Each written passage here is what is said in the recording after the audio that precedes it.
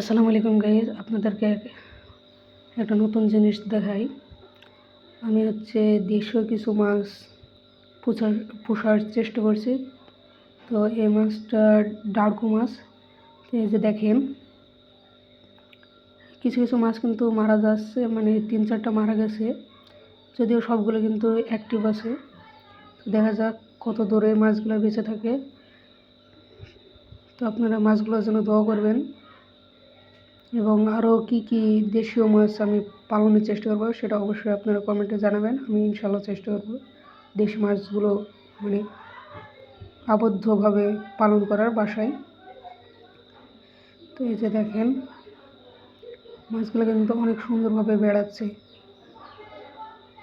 তো আপনারাও চাইলে এমনভাবে উদ্যোগ নিতে পারেন। তো আমরা ছাদে চলে আসলাম, দেখে আমাদের কবুতরগালা কী করছে। তো কবুতরগালাকে কিন্তু আমি অনেক ডাকাডাকি করেও পাচ্ছিলাম না। তো আজকের মতো ভিডিও এত দূরে। আসসালামু আলাইকুম, বাই।